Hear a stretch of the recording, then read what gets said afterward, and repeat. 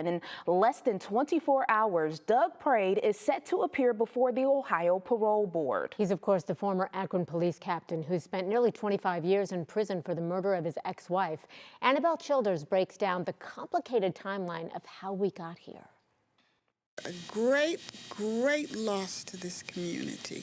In November 1997, 41-year-old Dr. Margo Prade was found dead inside her minivan in the parking lot of her medical practice.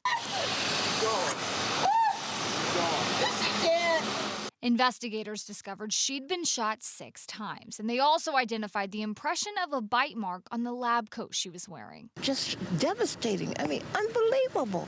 Doug Prade, Margo's ex-husband and a former Akron police captain, was later arrested for the killing.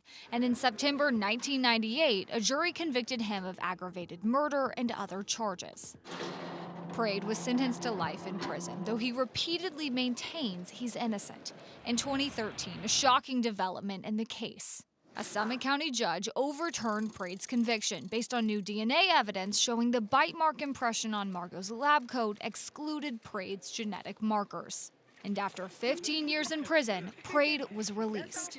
This has been a crazy day, but you guys seem to forget I spent 15 years in hell. Prade's advocates celebrated the win while Margo's family and friends and prosecutors were devastated. Bite mark, in our view, is garbage. Since he's been out of jail, I've lost at least 40 pounds.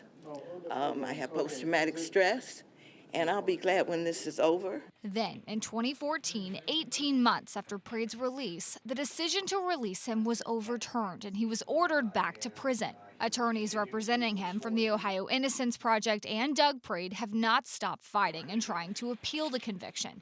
Those attempts have not changed Prade's status. And in 2019, the U.S. Supreme Court also denied Prade's appeal for a new trial. Now, the Ohio Department of Rehabilitation and Corrections says Doug Prade's parole hearing will take place tomorrow afternoon. Though the board will make a recommendation at that hearing, it will then have to go through a quality assurance review, which the department says can take a few days. At that point, once that process is finished, we'll know the outcome. All right, good to know. Annabelle Childers, we appreciate it. Thank you.